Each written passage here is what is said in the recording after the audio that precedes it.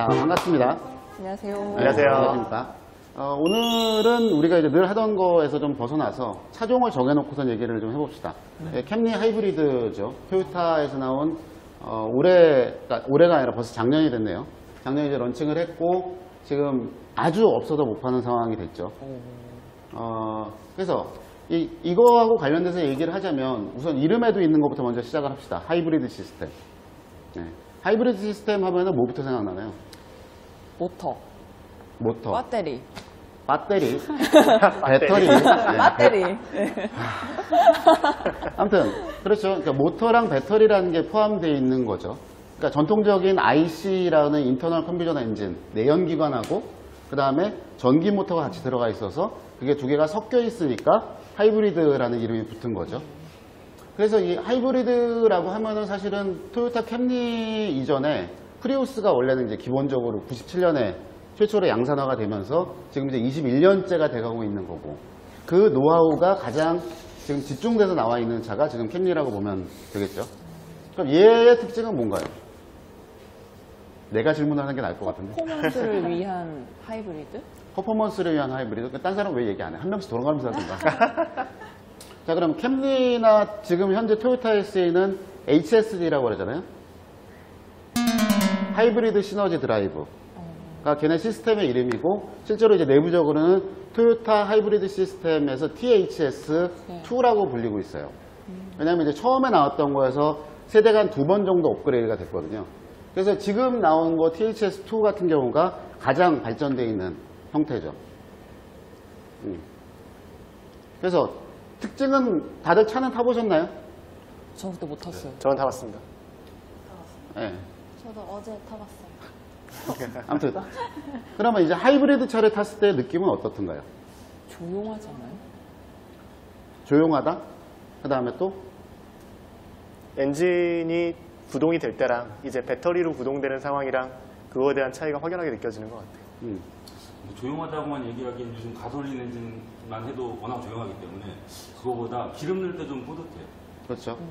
그래서 애당초 맨 처음에 하이브리드 시스템을 만든 것 자체도 연비를 높이겠다는, 그래서 연비를 높인다는 거가 어떻게 보면 오너한테 돈을 줄여주는 것도 있지만 실제로는 CO2 배출량을 줄이는 거죠. 출발할 때. 예. 그리고 출발할 때 모터에 힘이 들어가기 때문에 훨씬 더 파워풀하게, 가뿐하게 달려간다는 느낌이 있고, 사실 그래서 이게 이런 하이브리드 시스템 같은 거가 개발된 근본적인 역사를 돌아가 보면 그게 미국 캘리포니아 지역에서 시작된 배출가스 규제, 제로 에미션 비클이니 그 다음에 그 로우 에미션 비클이니, 그래서 그런 배출가스 규제 있잖아요. 네. CO2 배출량을 규제하는 거에 대응하기 위해서 애당초 처음에 만들어지고 개발이 시작된 거죠. 물론 이제 지금은 전기차가 훨씬 더 많아졌고 많이 관심을 받고 있지만 옛날에는 배출가스를 줄이는 것 자체가 핵심이었었기 때문에 그거를 각 국가별로, 아니 브랜드별로 총량을 정해놓고 CO2 배출량을 규제하던 시절이 있었기 때문에, 물론 이제 지금도 하고 있죠. 그런 거에 대응하기 위해서 만들어진 게 일단 하이브리드 시스템입니다. 지금 이제 타면서도 얘기들이 나왔었는데 가장 큰 게 전기 모터가 있기 때문이죠. 얘는 THS2는 THS2죠. 얘는 그러니까 모터와 제네레이터라고 하는데 사실 전기 모터하고 제네레이터는 같은 개념이죠. 네. 네. 그러니까 전기가 들어가서 가운데 있는 코어를 돌리면 바깥으로 힘이 나가는 거니까 그게 모터인 거고, 그 다음에 이 코어를 바깥에 있는 힘에 의해서 돌리면 발전이 되니까 발전이 되는 거죠. 그래서 THS2에서는 그거를 모터 제네레이터를 포함을 해서 MG라고 해요. MG1, MG2가 같이 있죠. 2가 E2가 아니라 숫자 2군요. MG1, MG2가 같이 맞물려서 진행을 합니다. 이거 두 개가 붙어 있는 거죠. 각각의 역할이 어떻게 되나요? 하나는 엔진의 힘을 보태기만 하고 하나는 발전기 역할만 하고. 그러니까 이제 구동을 하는 힘이 어디로 나오느냐는 건데, 구동하는 거는 MG2가 합니다. 그리고 MG1은 발전만 하죠. 근데 발전만 하는데 회생제동은 또 어디서 같이 해요? 발전. 네, 2에서도 같이 합니다. 회생제동. 우리가 이게 사실은 가장 차이점이기도 하죠. 그러니까 차를 멈출 때 일반적인 내연기관 자동차는 어때요? 쓰죠. 예, 그 엔진에서 만들어서 차를 달리게 했던 그 관성에 의해서 만들어진 에너지를 브레이크를 밟음으로써 거기서 열 에너지로 없어지게 되잖아요. 그렇죠. 바퀴랑 같이 돌아가는 로터가 걔를 붙잡으면서 거기서 열이 나면서 그 열 에너지로 자동차의 운동 에너지가 사라지는 겁니다. 근데 그게 사실은 다시 출발할 때 그거를 쓸 수 있다면 얼마나 좋겠어요.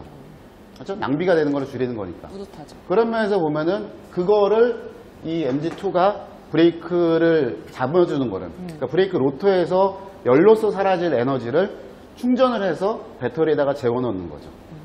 그러니까 하이브리드라고 하는 것 자체가 기본적으로 뭐를 핵심으로 생각하냐면 효율성이에요.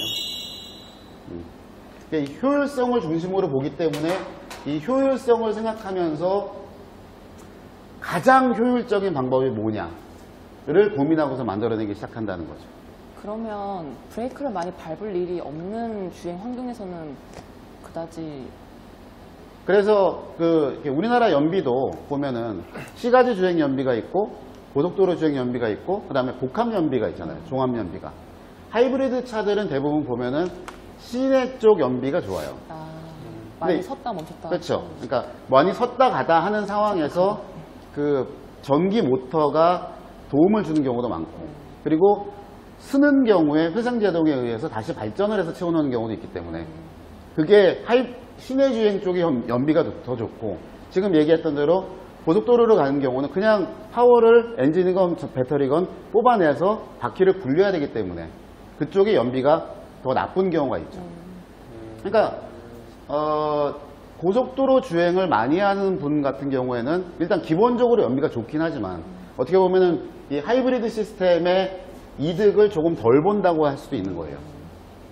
자, 그래서 하이브리드 시스템은 다시 계속 이어서 갑시다. 지금 아까 얘기 나왔던 대로 이제 배터리가 있고 네. 모터가 있고요. 그 다음에 모터랑 발전기랑 같은 거라고 그랬죠. 제너레이터가 같은 거고 그 다음에 엔진이 있죠. 그러니까 요 세 가지가 모터에서 나오는 출력하고 엔진에서 나오는 출력하고를 바퀴로 어떻게 전달하느냐가 핵심이에요. 그렇죠?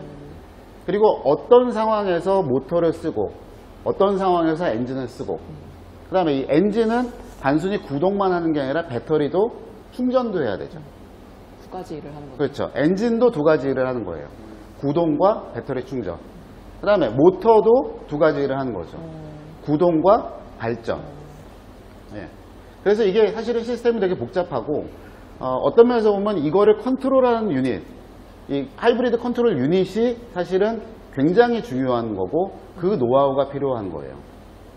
그리고 엔진에서 나오는 출력, 그 다음에 우리 흔히 하는 이게 복합형인데 하이브리드 시스템은 직렬형하고 병렬형이 있죠. 그래서 직렬형 같은 경우는 뭐예요?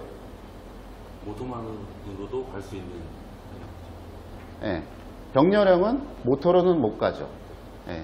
근데 대체로 보면 직렬형 같은 경우는 보조의 개념이 많았었기 때문에 병렬형하고는 좀 다르게 그 두 가지를 지금 같이 섞어 놓은 게 얘예요. 그리고 사실은 토요타가 이 시스템, THS 시스템을 내놓으면서 세계에서 가장 많은 특허를 가지고 있었기 때문에 이 특허를 피하기 위해서 사실은 병렬형이 나오고 그 다음에 직렬형이 나오고 그런 식으로 이제 발전이 됐었던 거죠. 그래서 그 특허가 제일 중요해요. 어떻게 보면 각 브랜드마다 차이가 나는 것도 그런 이유이기도 하고.